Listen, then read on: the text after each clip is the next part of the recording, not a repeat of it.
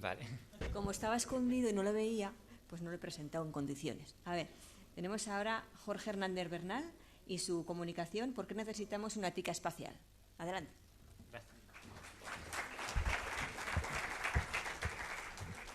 Gracias.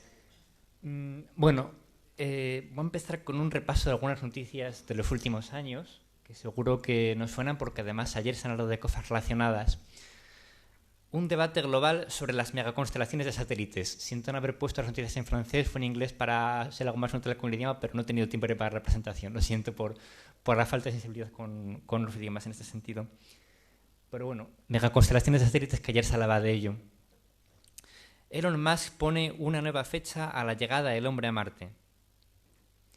Un cohete chino sin control podría caer sobre España este fin de semana. China critica el derribo del satélite estadounidense. Pekín teme la caída de escombros y está molesta por la operación que considera de naturaleza militar. Estados Unidos busca afianzar su liderazgo con sistemas antimisiles.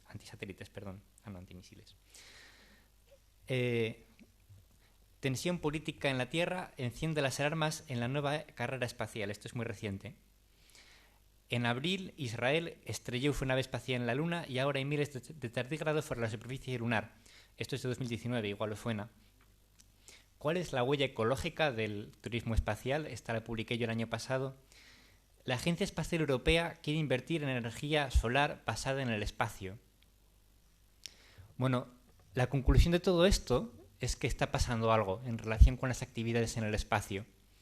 Están pasando cosas que tienen que ver con el uso que hacemos del espacio, desde la posible contaminación de la Luna con tardígrados, con microorganismos, hasta la contaminación que pueden producir los cohetes o cosas como el turismo espacial o la colonización de un planeta como puede ser Marte, o más que la colonización, el hecho de que una empresa privada se plantee ir allí con una legislación internacional no del todo preparada para ello. Entonces, es necesario un esfuerzo reflexivo sobre estas cuestiones. Igual que existe la la bioética, es decir, una ética aplicada a todas las cuestiones de la biología y la medicina, es necesaria otra ética aplicada, en este caso, a las cuestiones del espacio. Es lo que llamamos ética espacial.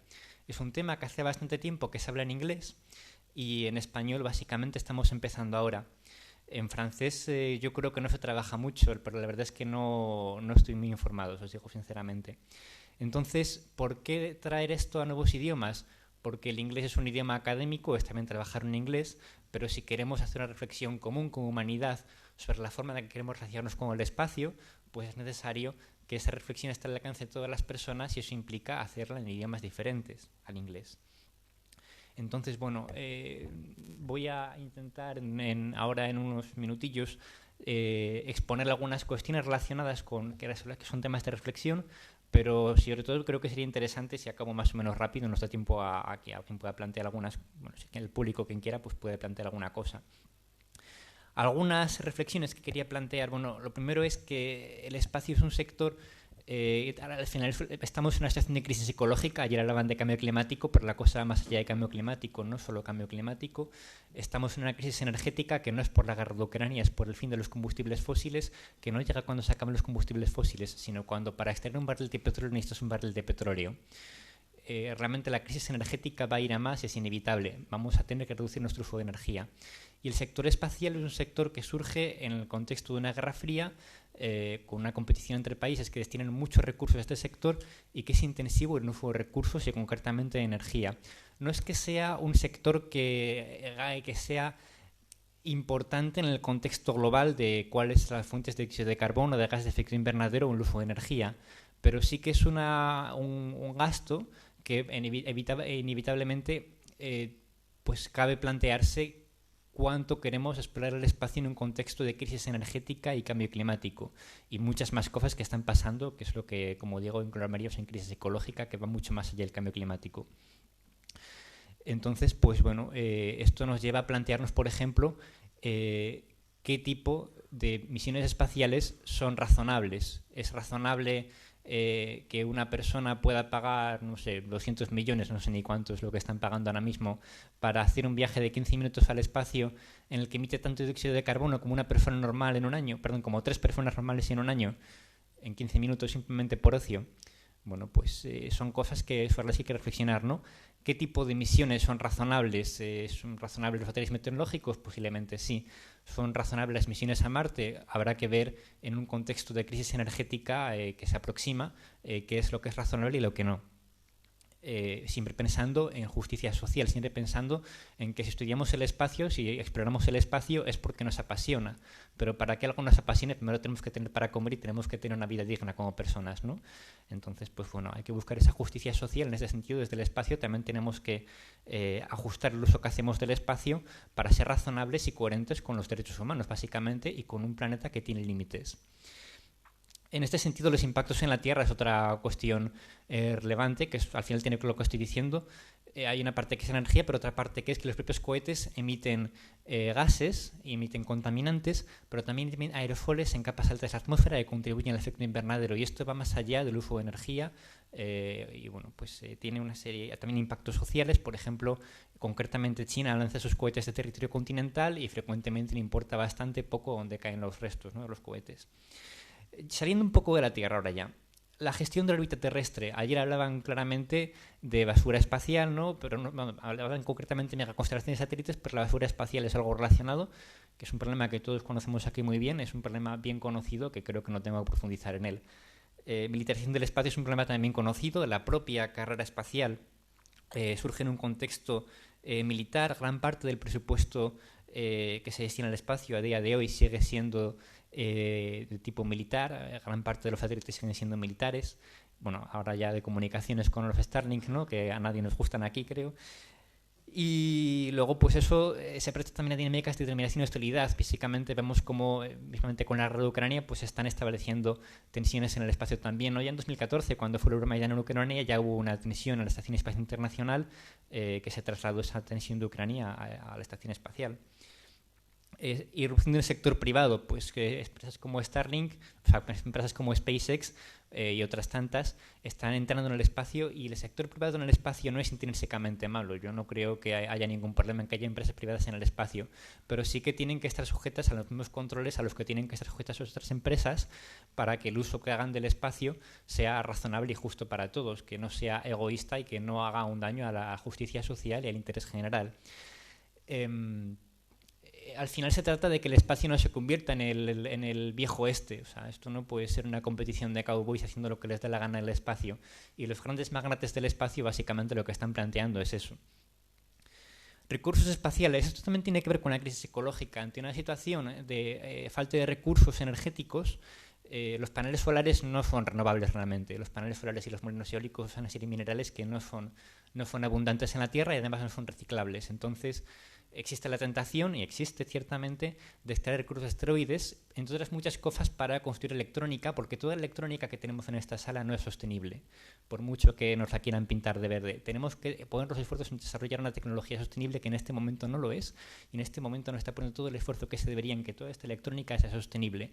Todo esto, en este momento estamos en riesgo de que desaparezca por el uso de energía que estamos haciendo excesivo y insostenible, y también porque la propia electrónica es materialmente insostenible.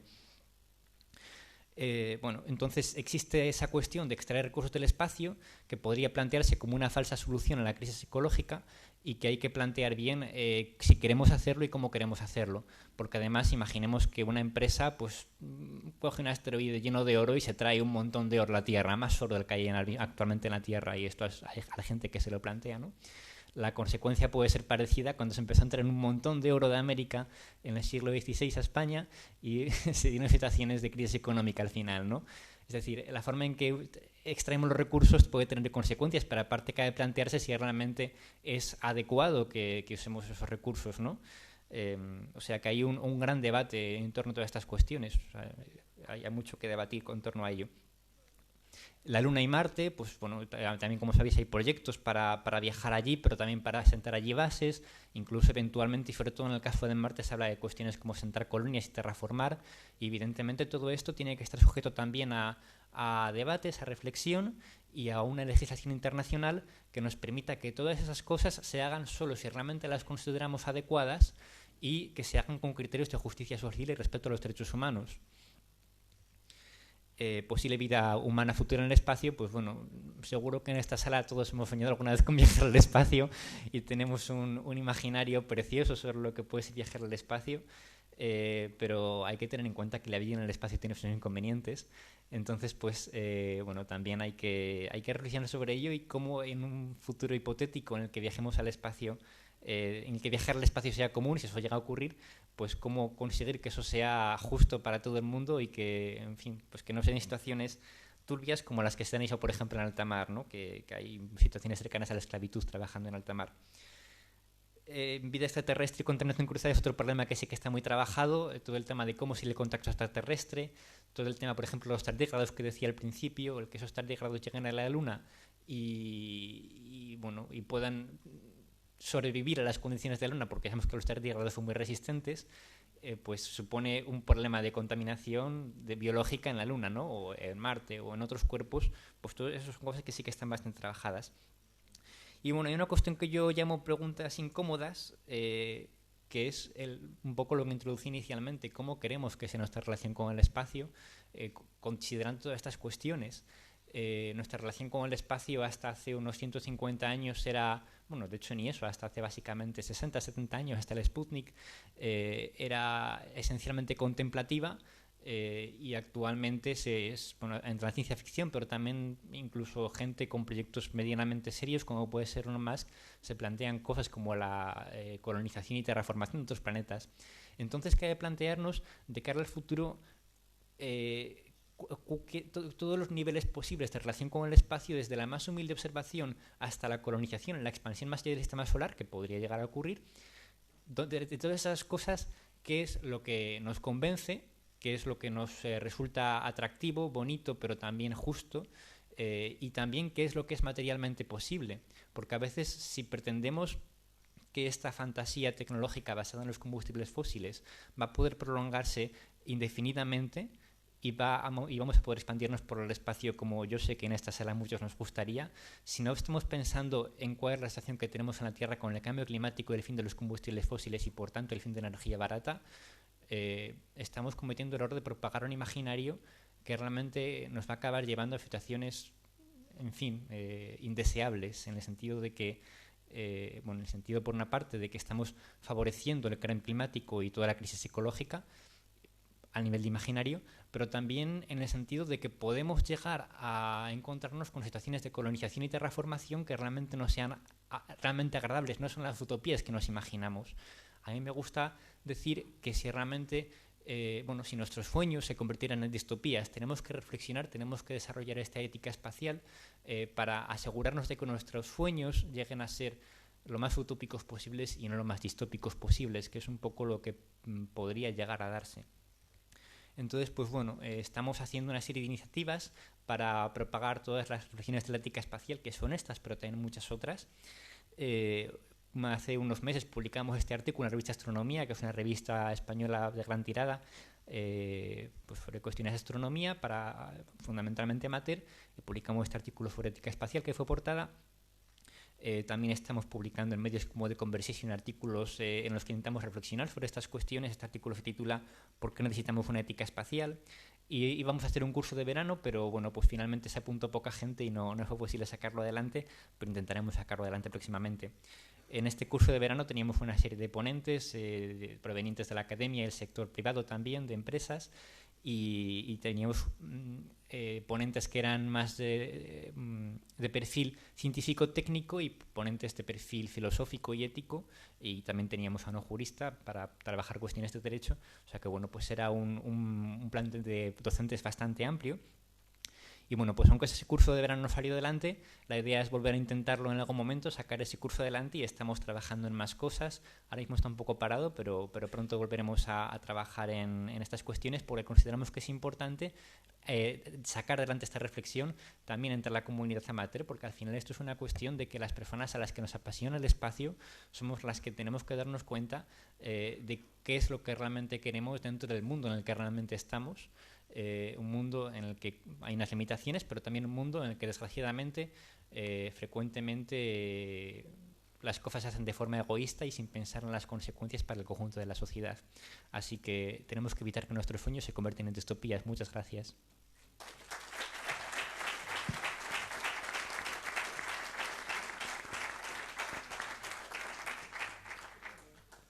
Muchas gracias. Qué gusto. ¿Alguna pregunta?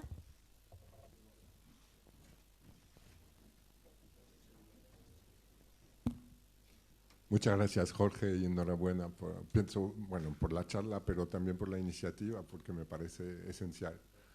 A estas alturas, ¿hay alguna dinámica a nivel internacional para empezar ¿cómo se dice? Legislar, a empezar a tomar en cuenta y tomar medidas para vislumbrar un nuevo futuro a este nivel, o no? Bueno, lo primero, disculpad porque me hubiera gustado que hubiera más tiempo para preguntas y me he entretenido yo mucho. La respuesta es sí y no. Hay tratados internacionales de los años 60 y 70, que fue en la época de la Guerra Fría, en la que había mayor ganas de hacer multilateralismo entre países. Y lo que pasa es que actualmente sí que en el marco de la ONU y en la Asamblea General de la ONU y diferentes organismos de la ONU está trabajando todo esto. Sí que hay una cierta reflexión, sobre todo desde el punto de vista del derecho, pero el problema es que estamos en un momento particularmente tenso en el que las grandes potencias no tienen interés realmente en legislar. Hay empresas que tampoco tienen interés en legislar y están yendo cada uno por su lado. Es decir, en este momento la tendencia que tenemos es más bien la del lejano oeste y los cowboys, ¿no? Entonces, pues bueno, sí que hay algo, pero está insuficientemente trabajado desde el punto de vista de realmente darse cuenta de cuál es la situación real, y desde el punto de vista de la justicia social. Esas son cuestiones que no están trabajando adecuadamente. Muchas gracias. Y los tratados internacionales aquellos están quedando un poco desfasados, porque se hicieron en un marco diferente al actual, en el que, por ejemplo, no había empresas privadas o no eran tan fuertes. ¿Pero hay algún organismo de las Naciones Unidas? Sí, hay una oficina de las Naciones Unidas para asuntos del espacio exterior, y dentro de esa oficina no me lo sé bien, ¿vale? Pero hay una estructura dentro de las Naciones Unidas para trabajar este tipo de cuestiones. Vale, gracias. De nada.